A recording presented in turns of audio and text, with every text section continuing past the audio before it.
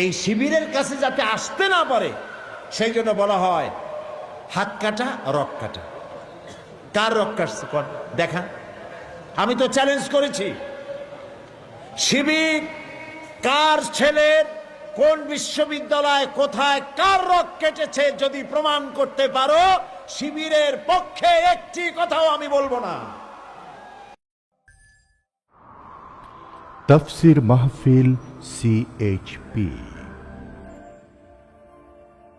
ইসলামী ছাত্র শিবির কলেজের ছাত্র, বিশ্ববিদ্যালয়ের ছাত্র। আমাদের দেশে স্কুল কলেজ বিশ্ববিদ্যালয়ে যেসব ছেলেমেয়েরা পড়াশোনা করে ওরা কি মঙ্গল গ্রহে থেকে আসছে না আমাদের ছেলেমেয়ে? বলেন কাদের? আমাদের ছেলেমেয়ে। কিন্তু বিশ্ববিদ্যালয় থেকে আমরা যে ধরনের ছাত্র আশা করি সেরকম ছাত্র কি বেরোচ্ছে? সেরকম বেরোচ্ছে না। অর্থাৎ কেউ সন্ত্রাসী হচ্ছে, কেউ মাস্তান হচ্ছে, কেউ চাঁদাবাজ হচ্ছে। দোষ তো আমাদের ছেলেদের না, দোষ হচ্ছে সিস্টেম অফ এডুকেশন, লেখাপড়া শিক্ষা পদ্ধতির দোষ। এই যে দেখুন, এতক্ষণ যা বললাম কথা তো বোঝা লাগবে আপনাদের, নাকি বোঝা লাগবে না?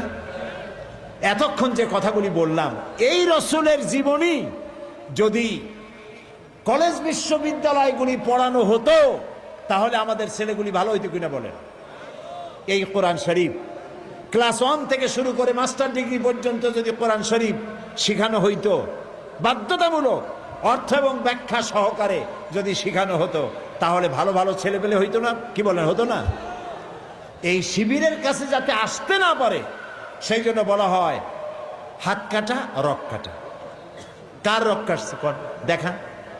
আমি তো চ্যালেঞ্জ করেছি, শিবির কার ছেলের কোন বিশ্ববিদ্যালয় কোথায় কার রক কেটেছে যদি প্রমাণ করতে পারো, শিবিরের পক্ষে একটি কথাও আমি বলবো না। কাজী বাজে কথা বলে কোনো লাভ নাই। এই সব কথা বলে ইসলামী আন্দোলনকে ঠেকানো যাবে না। ঠেকানো যাবে যাবে না। যতই এই যে 15 দল 20 দল 22 দল একসাথে হচ্ছে না ভাই, বড় বড় এক একটা শূন্য, 0 + 0 + 0 + 0 ফ্রম খুলনা টু ঢাকা ইজিক্যাল টু কত? একটা বিগ জিরো। এই সব বামেদের নেতারা, যত নেতা আছে, আমি চ্যালেঞ্জ করলাম, নিজের জন্মভূমিতেও যদি দাঁড়ায় 100% জামানত বাজেয়াপ্ত হবে, একটাও পার্লামেন্টের সদস্য হতে পারবে না। কাজী এগুলি নিয়ে দল করিয়া, বড় বড় দল দেখাইয়া ইসলামের বিরুদ্ধে কথা বলিয়া কোনো পার পাওয়া যাবে না ইনশাআল্লাহ। বলেন ইনশাআল্লাহ। মানুষকে চরিত্রবান বানাতে হবে। সেই চরিত্রবান বানায় কোরআন। চরিত্রবান বানায় কিসে? কোরআনে বানায়। মাদ্রাসার শিক্ষা আর বিশ্ববিদ্যালয়ের শিক্ষা, দুই শিক্ষা এক না। এই জন্য আমি বলে থাকি, আপনারা লক্ষ্য করে দেখবেন, মাদ্রাসায় যারা পড়াশোনা করে অপরাধ প্রবণতা সেখানে কম। এটা ঠিক কিনা বলেন? অপরাধ প্রবণতা কম কোথায়? আমি একথা বলবো না যে মাদ্রাসায় যারা পড়ে তারা ফেরেশতা, আমি তা বলবো না। অপেক্ষাকৃত সব থেকে ভালো হয় কোথায় বলেন? একটা প্রমাণ দেই। আপনারা যদি হাঁটাহাঁটি করেন তাহলে আমার পক্ষে কথা বলা মুশকিল। প্রিয় ভাই সব, বাংলাদেশে 460টা থানা আছে, 460টা উপজেলা আছে। প্রত্যেকটি উপজেলায় থানায় ওই এলাকার গুন্ডা বদমাইশ চোর ডাকাতদের লিস্ট আছে না নাই? বলেন আছে কিনা? এই খুলনা কোতোয়ালি থানা আছে না একটা, ফুলতলা থানা আছে, সোনাডাঙ্গা থানা আছে, রূপসা থানা আছে, আছে না? এখানে একটু যাইয়া ওসি সাহেবকে বলবেন না, থানার চোর ডাকাত বদমাইশ মাস্তান সাদাবাজ খুনি ওদের একটা লিস্ট আমাদের দেখান। এবার লিস্ট সামনে নিয়ে দেখেন ওখানে কয়জন মৌলানার নাম আছে, কয়জন পীর সাহেবের নাম আছে, কয়জন মসজিদের ইমামের নাম আছে, কয়জন মাদ্রাসার শিক্ষকের নাম আছে। এই কথাগুলি কি মাথায় ঢোকে? বুঝতে পারেন? আচ্ছা, জেলখানা আছে না বাংলাদেশের সব জায়গায়? জেলারের কাছে যান এবং লিস্ট তালাশ করেন, ওখানে লিস্টটা হাতে নেন। মাদ্রাসায় শিক্ষিত লোক জেলখানায় কয়েদি বেশি না কলেজ বিশ্ববিদ্যালয়ে যারা বলেছে তারা বেশি? তাহলে মানুষ তো লাভের দিকে বেশি যায়। আপনারা কি লাভে যাবেন না নোকসানে যাবেন? কোনটায় যাবেন? লাভের দিকে যেতে চান কারা? দেখি তো লাভ চান কারা কারা? ও মাশাআল্লাহ, কি এর লাভটা বোঝার আগে হাত উঁচু করে ফেলেছেন। আচ্ছা, হাত নামান। মানুষ লাভের দিকে ঝোঁক প্রবণতা থাকে বেশি, নোকসানের দিকে কেউ যাইতে চায় না। এটাই তো ঠিক কথা। এখন যেটা বলবো সেটা কোরআনও না হাদিসও না, একটি রূপক কথা। কিয়ামতের দিন এক ব্যক্তিকে উপস্থিত করা হবে, এক ব্যবসায়ী। তারে ফেরেশতা বলবে, ব্যবসায়ী, তুমি যে আমল করেছো দুনিয়ায়, পাপ আর পুণ্য দুটো সমান সমান হয়ে গেছে, এখন তুমি বলো কোথায় যাবা, বেহেশতে যাবা না দোজখে যাবা? ব্যবসায়ী বলতেছে, ভাই ফেরেশতা, আমি তো ব্যবসায়ী মানুষ, বেহেশতও চিনি না দোজখও চিনি না, যেখানে গেলে আমার 2 টাকা লাভ হয় ওইখানে আমার কথা। মানুষেরা লাভের প্রতি ঝোঁক প্রবণতা এটা বেশি।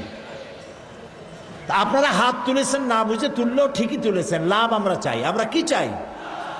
এই লাভের কথা কোরআন শরীফে আল্লাহ বলেছেন, ইয়া আইয়ুহাল্লাযীনা আমানু হাল আদুল্লুকুম আলা তিজারাতিন তুনজিকুম মিন আযাবিন আলিম। এমন একটা ব্যবসা কি বলবো না যে ব্যবসায় তোমাদেরকে লাভবান করবে, একেবারে কঠিন শাস্তি থেকে বাঁচায় দেবে? আল্লাহ নিজেও ব্যবসার কথা বলেছেন।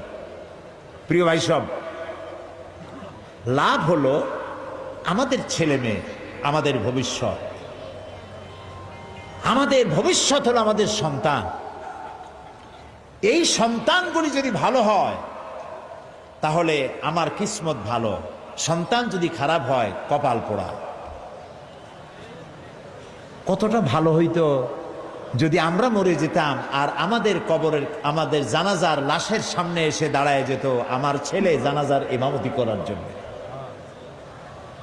শুনতে কেমন লাগে? খারাপ লাগে না ভালো লাগে? কাবা শরীফের মসজিদে হারামের ইমামের তেলাওয়াত তো শুনেছেন নিশ্চয়ই আপনারা। ফজিলাতুল শেখ আব্দুর রহমান আস-সুদাইস, সুবহানাল্লাহ, কি তেলাওয়াত! কারে কয় তেলাওয়াত! মানুষ পাগল হয়ে যায় তেলাওয়াত শুনে।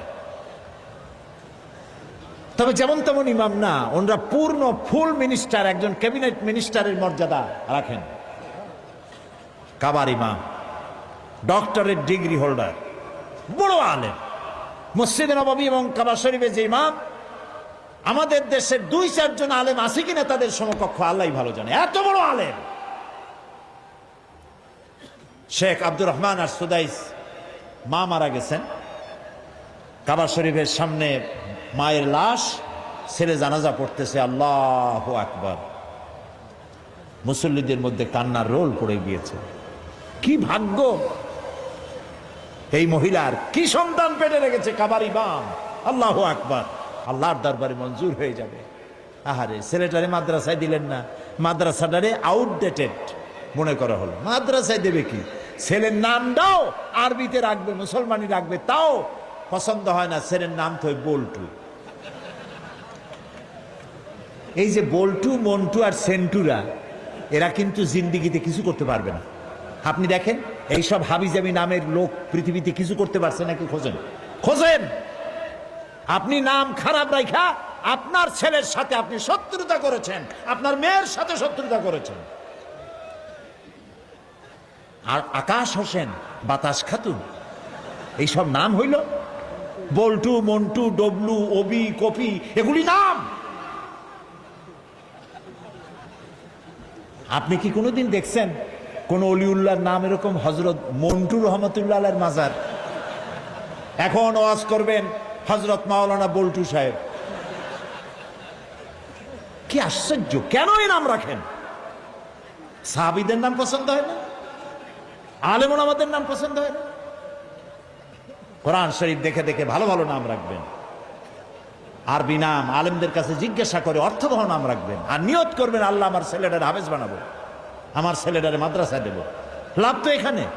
কলেজ বিশ্ববিদ্যালয় পড়লে ওখানে শিখবে কি? অঙ্ক, ইংরেজি, geometry, mathematics, algebra, philosophy, modern science, computer, ইত্যাদি, আর কিছু শিখলো না। কিন্তু মাদ্রাসায় যদি দেন, কম্পিউটার শিখবে, ম্যাথামেটিক্স শিখবে, অ্যালজেব্রা শিখবে, জিওমেট্রি শিখবে, ফিলসফি শিখবে, মডার্ন সায়েন্স শিখবে, প্লাস কোরআন হাদিস শিখবে। সুবহানাল্লাহ কোন, বোথ সাইড কমপ্লিট করলো। খারাপ হইল না ভালো হইল? তো লাভের দিকে যাইতে হলে তো এদিকে আসতে হয়। কলেজ বিশ্ববিদ্যালয়ের দোষ না। আমরা চাই শিক্ষা ব্যবস্থা এমন হোক, কলেজ থেকে যে, বুয়েট থেকে যে ইঞ্জিনিয়ার বের হবে সে মুসলমান ইঞ্জিনিয়ার হবে। ওখান থেকে বের হয়ে ইঞ্জিনিয়ার হয়ে এসে রাস্তায় ফাঁকি দেবে না, ব্রিজে ফাঁকি দেবে না, বিল্ডিং এ ফাঁকি দেবে না, পকেট সমস্ত সিমেন্ট রড খাইয়া 1 বছরের মধ্যে ব্রিজ ভাঙ্গে জাহান্নামে চলে যাবে, এরকম হবে না। কথা পছন্দ হয় না, খারাপ লাগে? এইরকম ইঞ্জিনিয়ার আশা করি, এরকম উকিল আশা করি।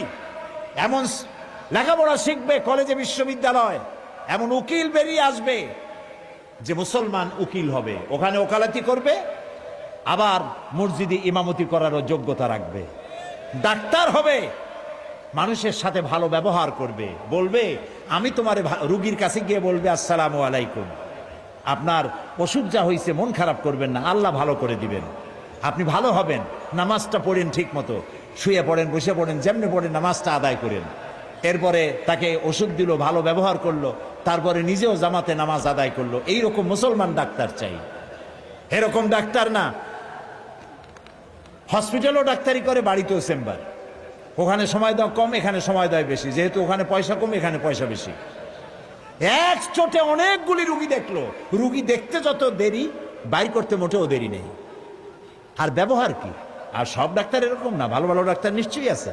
রুগী দেখে কয় বাবা তুমি এখনো মরো নাই, তে রুগী তো এমনিই মরবে, আপনি না সান্ত্বনা দিবেন। এরকম মুসলমান ডাক্তার চাই, ঠিক বললাম কিনা? সুতরাং বিশ্ববিদ্যালয় এই কোরআন শরীফটা যদি পড়ানো হইতো, বাধ্যতামূলক সকাল একেবারে নিচের থেকে নিয়ে মাস্টার ডিগ্রি পর্যন্ত কোরআনের অর্থ এবং ব্যাখ্যা সহকারে পড়তে হবে। অন্তত আম পাড়ার মতো একটি পাড়া, 30তম পাড়া মুখস্থ করতে হবে। আমি একবার দুবাইতে, সেখানে, আপনারা কি বিরক্ত হচ্ছেন নাকি? আমি শেষ করে দেব তাড়াতাড়ি। ট্রানজিট, কিছু সময়ের জন্য আমাকে থাকতে হবে, তারপর অন্য ফ্লাইট ধরবো। তখন ফজরে রক্ত হয়ে গেছে। আমি উজু করে, এয়ারপোর্টে মসজিদ আছে, সেখানে এয়ারপোর্টের ভিতরে মসজিদের একটা রুম নেওয়া আছে, সেখানে গেলাম। যে দেখি নামাজ শুরু হয়ে গেছে, এত চমৎকার তেলাওয়াত, লম্বা তেলাওয়াত করলেন ইমাম। আমি নামাজ শেষ করে মনে করলাম বড় আলেম হবে, এত সুন্দর তেলাওয়াত করলো। তাকায় দেখি মাথায় টুপি টুপি নাই, গায়ে শার্ট, পরনে প্যান্ট। এরপরে পরিচয় করলাম, যে প্লেনে আমি যাব সেই প্লেনের ক্যাপ্টেন। দেখছেন অবস্থা, সৌদি আরবের ক্যাপ্টেন। আমি তাকে জিজ্ঞেস করলাম, সে বলল যে হাফেজ যদি কেউ হয় তাহলে আমাদের দেশে চাকরি পায় তাড়াতাড়ি, আর কমসে কম 10 পারা কোরআন শরীফ মুখস্থ না হলে চাকরি হবে না। যদি আমাদের দেশে এইভাবে কোরআন শিক্ষা দেওয়া হতো ছেলেদেরকে, মেয়েদেরকে, কতই না ভালো হতো। আমার ছেলে মেয়ের কোনো দোষ না, সিস্টেম অব এডুকেশনের দোষ। এটাকে পরিবর্তন করার জন্য আমরা চেষ্টা চালাচ্ছি। আল্লাহ যেন কবুল করেন, বলেন আমিন, জোরে বলেন আমিন। দেশ এখন আগের থেকে অনেক ভালো পর্যায়ে এসে গেছে, ঠিক না ভাই? ঠিক না? কাঁচামরিচের দাম নিয়ে খুব চিল্লাপাল্লা করতেছিল। কাঁচামরিচ 160 টাকা এই দেশে থাকবো না, গেল না কিন্তু কেউ। ধনে পাতা 200 টাকা, বেগুন 80 টাকা, কি সাংঘাতিক কথা। তারপরে রোজার মাস তো বেগুন হয়েছে 80 টাকা। পরে শুনি যে বেগুনি আর বানাইতে পারে না, পেঁপেনি বানাইছে। পেঁপে কেটে কেটে পেঁপেনি, বেগুনি হয় না, পেঁপেনি। ভাজা পোড়ায় যদি নোবেল প্রাইজের ব্যবস্থা থাকতো তাহলে মনে হয় বাংলাদেশ পাইতো। এখন যে মূলা 3 টাকা, গরুতেও খায় না, সে প্রশংসা কেউ করবে না। বন্যার কারণে, বৃষ্টির কারণে মালপত্রের দাম একটু বাড়তে পারে। তারপরে আল্লাহর মেহেরবানি, আইন শৃঙ্খলা পরিস্থিতি যতটা লস হয়েছিল তার থেকে অনেক বেশি গেইন করেছে ইনশাআল্লাহ। আলহামদুলিল্লাহ বলেন। বলা হচ্ছে জি জি, মক্কা শরীফে মদিনা শরীফে দোয়া হয়েছে। র্যাবের জন্য বলতেছে, র্যাব নামাতে গোটা জাতি বলেছে আলহামদুলিল্লাহ, শুধু একটি দল কষ্টে পড়ে বলেছে ইন্না লিল্লাহ। তাদের রাজনৈতিক কর্মীদের খুব অসুবিধা, বাইরে বাইরে দিতে পারে না। যারা বলে সাম্প্রদায়িক সম্প্রীতি বিনষ্ট হচ্ছে বাংলাদেশে, শুনতে চাই কোথায় সাম্প্রদায়িক সম্প্রীতি বিনষ্ট হয়েছে? দেশ নাকি জাহান্নামের প্রান্তে চলে গেছে। আপনাদের সময় কোন হাবিয়া দুজকের মধ্যে ছিল দেশ? তাও একটু কন। আমাদের দেশে সাম্প্রদায়িক সম্প্রীতি বিনষ্ট হয়েছে যারা বলে, তারা 100% মিথ্যেবাদী। এই খুলনায় পূজা হইতে পারছে না, পারে নাই? পেরেছে কিনা? আমার পিরোজপুরে মসজিদের পাশে দুর্গা পূজার গেট তৈরি হয়েছে, মাইক বেজেছে, কেউ নিষেধ করেনি। ওরা আমাদের দেশের নাগরিক। ধর্ম কর্ম পালন করার যে অধিকার একজন মুসলমানের আছে, একজন হিন্দুর 100% আছে। কোন মন্দির ভাঙা হয় নাই, কোন দুর্গা মূর্তির হাত পা ভাঙা হয়নি। কাজে মিথ্যে কথা বলে এই জাতিকে বিভ্রান্ত করার দিন শেষ। সাম্প্রদায়িক সম্প্রীতি 100% এখানে ঠিক আছে। আর মৌলবাদ, মৌলবাদ, দেশ শেষ হয়ে গেল মৌলবাদ। এখন টুপি মাথায় দিয়ে ওয়াজ শুনতে আসলে, নামাজ পড়তে গেলে মুখে দাড়ি রাখলে যদি মৌলবাদ হয়, ঠেকাইতে পারবা না। যেখানে যাবার সেখানে দাড়ি, যেখানে যাবার সেখানে টুপি। মুহ তুবে খাইছে খুব। যদি এত দাড়ি টুপি পছন্দ না হয়, তাহলে এগুলো যেখানে নাই, যেখানে পইতে বেশি, মেহরবানি করে যান। কে নিষেধ করে? আল্লাহর মেহরবানি, দেশ ভালোভাবে চলছে এবং আরো ভালো হবে ইনশাআল্লাহ, আরো ভালো হবে। আপনারা দোয়া করতে থাকেন, শুধু দোয়া করেন, সঠিকভাবে নামাজ আদায় করুন, ছেলেপেলেগুলিকে মানুষ করুন। আমরা এখন দোয়া করব। দালানো মানুষেরা বসে। খুলনা জেলা, পিতার নাম শিবপদ বিশ্বাস আর ছেলের নাম তারকনাথ বিশ্বাস। সে বলেছে কারো প্ররোচনায় নয়, কারো ভয় ভীতি লোভ লালসায় নয়, নিজ ইচ্ছায় স্বেচ্ছায় ইসলামকে ভালো লেগেছে, মুহাম্মদ সাল্লাল্লাহু আলাইহি সাল্লামের আদর্শকে ভালো লেগেছে, তাই ইসলাম কবুল করার জন্য এসেছে। এবং তার নাম সে নিজে পছন্দ করেছে তারকনাথ বিশ্বাস, নিজের মুসলমানি নাম পছন্দ করেছে ইমরান হুসাইন। আলহামদুলিল্লাহ বলে এখন তাকে কালেমা পড়ানো হচ্ছে। বলো লা ইলাহা, লা ইলাহা, একটু মাথাটা নিচে করো, ইল্লাল্লাহু, ইল্লাল্লাহু, মুহাম্মাদুর, মুহাম্মাদুর রাসূলুল্লাহ, রাসূলুল্লাহ। আল্লাহ ছাড়া, আল্লাহ ছাড়া কোনো ইলাহ নাই, কোনো ইলাহা নাই, উপাস্য নাই, উপাস্য নাই। মুহাম্মদ মুহাম্মদ সাল্লাল্লাহু সাল্লাল্লাহু আলাইহি ওয়াসাল্লাম আলাইহি সাল্লাম আল্লাহর আল্লাহর প্রেরিত প্রেরিত রাসূল। রাসূল। আশহাদু আন আশহাদু আন লা ইলাহা লা ইলাহা ইল্লাল্লাহু ইল্লাল্লাহু ওয়াহদাহু ওয়াহদাহু লা শারীকা লা শারীকা লাহু লাহু ওয়া আশহাদু ওয়া আশহাদু আন্না আন্না মুহাম্মাদান মুহাম্মাদান আবদুহু আবদুহু ওয়া রাসূলুহু। ওয়া রাসূলুহু। আমি সাক্ষ্য দিচ্ছি আমি সাক্ষ্য দিচ্ছি আল্লাহ ছাড়া আল্লাহ ছাড়া কোনো ইলাহ নাই, কোনো ইলাহা নাই, মাবুদ নাই, মাবুদ নাই, উপাস্য নাই, উপাস্য নাই। তিনি এক, তিনি এক, তিনি একক, তিনি একক, তার কোনো তার কোনো অংশীদার নাই। অংশীদার নাই। আমি আরো সাক্ষ্য দিচ্ছি আমি আরো সাক্ষ্য দিচ্ছি মুহাম্মদ মুহাম্মদ সাল্লাল্লাহু সাল্লাল্লাহু আলাইহি আলাইহি ওয়াসাল্লাম ওয়াসাল্লাম আল্লাহর বান্দা বান্দা এবং এবং তার তার প্রেরিত প্রেরিত রাসূল। রাসূল। এবার সবাইকে বলো আসসালামু আলাইকুম। সবাই জবাব দেন। এখন রাসূলের হাদিস অনুযায়ী বক্তব্য হচ্ছে এই যে আমরা যত লোক এখানে বসা আছি, ছোট্ট ছোট্ট কচি কচি মাসুম বেগুনা বাচ্চারা ছাড়া আমরা সবাই গুনাহগার। এই যুবকটি এখন নিষ্পাপ বেগুনা, মা যেমন বাচ্চা প্রসব করে বেগুনা নিষ্পাপ, কালেমা পড়ার সাথে সাথে এই লোকটিকে আল্লাহ তাআলা সেইভাবে নিষ্পাপ করে দিয়েছে। আমি এই বিশাল জনসমুদ্রের পক্ষ থেকে আল্লাহর এই নিষ্পাপ বান্দার সাথে আলিঙ্গন করছি।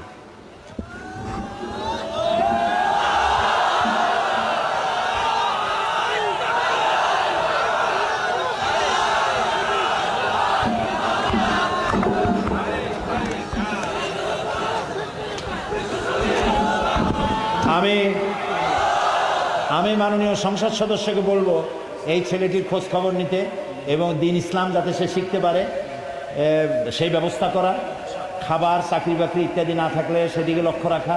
যেহেতু যখন ইসলাম সে কবুল করলো তখন তার মা বাবা আত্মীয় স্বজন থেকে সম্পূর্ণভাবে বিচ্ছিন্ন হয়ে গেল, ঠিক না? আল্লাহকে বলি, আল্লাহ তাআলা তোমার স্বেচ্ছায় তোমার এক বান্দা কুফরি থেকে তাওহীদে এসেছে, তুমি তার সাহারা হয়ে যাও। আল্লাহুম্মা আমিন। রব্বানা যালামনা আনফুসানা ওয়া ইন লাম তাগফির লানা ওয়া তারহামনা লানাকুনান্না মিনাল খাসিরিন। রব্বানা লা তুযিগ কুলুবানা বা'দা ইয হাদাইতানা ওয়া হাব লানা মিন লাদুনকা রাহমাতান ইন্নাকা আনতাল ওয়াহ্হাব। হে আল্লাহ তাআলা, লাখো জনতা তোমার দরবারে দীর্ঘক্ষণ ধরে আলোচনা করে ভিক্ষুকের মতো, কাঙ্গালের মতো দুইখানা হাত তোমার দরবারে তুলে ধরেছি। মাবুদ গো, দয়া করে আমাদের জিন্দেগীর গুনাহ খাতাকে মাফ করে দাও। হায় আল্লাহ রাব্বুল আলামিন, আমাদের মধ্য থেকে আমাদের যাদের মা বাপ দুনিয়া থেকে বিদায় হয়ে গেছে, আল্লাহ তাআলা কবরগুলিকে জান্নাতের টুকরায় পরিণত করে দাও। রব্বির হামহুমা কামা রব্বায়ানি সগীরা। সবাই পড়েন আমার সাথে, রব্বির হামহুমা কামা রব্বায়ানি সগীরা। হায় আল্লাহ তাআলা, আমাদের জনম দুঃখিনী গর্ভধারিণী মা কত কষ্ট করেছেন, পেটে ধারণ করে 10টি মাস বহন করেছেন, ক্ষুধায় কষ্ট করেছেন, খাবার খাইতে পারেন নাই, ঘুমাতে পারেন নাই, ডেলিভারিতে কষ্ট করেছেন, 2.5 বছর 2 বছর বুকের দুধ খাইয়া বিরক্ত করেছি, পেশাব পায়খানা করে মাকে কষ্ট দিয়েছি। ওই মা যার দুনিয়া থেকে বিদায় হলো, আল্লাহ কবরটাকে জান্নাত বানাইয়া দাও। রব্বুল আলামিন, আমাদের আব্বা নাম ধরে ডাকার মতো এখন আর কেউ নাই, কাছে নিয়া ঘাড়ে চুমা খাওয়ারও কেউ নাই। কত কষ্ট করেছেন, না খেয়ে সন্তান মানুষ করেছেন। বাপ জানজার বিদায় হয়ে গেল, বেহেশতে জায়গা বানাইয়া দাও। রব্বুল আলামিন, আমাদের মা বাপ যাদের বুড়া হয়ে গেছে, খেদমত করার তৌফিক আমাদের দিয়া দাও। হে আল্লাহ তাআলা, মা বাবার জন্য আর একটা দোয়া করি, আমাদের মা বাপ যাদের বৃদ্ধা হয়ে গেছে, আর দালিল উমর থেকে তাদেরকে বাঁচাও, বয়সের নিকৃষ্টতম অবস্থা থেকে তাদের রক্ষা করো। বিছানায় ফালাইয়া পরনির্ভর করে মেরো না মাবুদ, ইমানের সাথে সুস্থ অবস্থায় তোমার কাছে উঠায় নিও বাবু। বাংলাদেশে যারা বোমা মারে, বাংলাদেশে যারা সন্ত্রাসী তৎপরতা চালায়, বাংলাদেশে যারা গ্রেনেড হামলা করেছে এবং করার প্রস্তুতি নিচ্ছে, ওদেরকে গজব দিয়া, লানত দিয়া বাংলার মাটি থেকে চিরকালের জন্য বিদায় করে দাও আল্লাহ তাআলা। আল্লাহ শয়তানগুলোর হাত থেকে দেশটারে তুমি রক্ষা করো। আমি কয়েক সেকেন্ড আপনার জন্য ছেড়ে দিলাম। মাথা নিচু করে, চক্ষু বন্ধ করে, যার যা বলার আছে বলেন, আল্লাহকে বলেন, আল্লাহ দোয়া কবুল করবেন ইনশাআল্লাহ।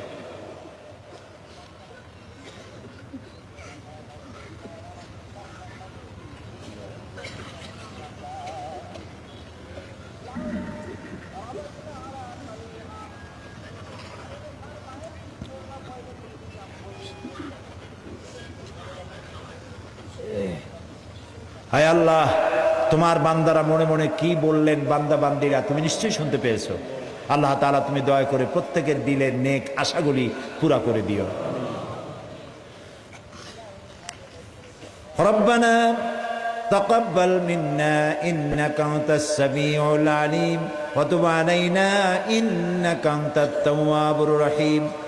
সুবহানা রাব্বিকা রাব্বিল ইজ্জাতি আম্মা ইয়াসিফুন وسلام على المرسلين والحمد لله رب العالمين واجعل آخر كلامنا عند الموت لا إله إلا الله محمد رسول الله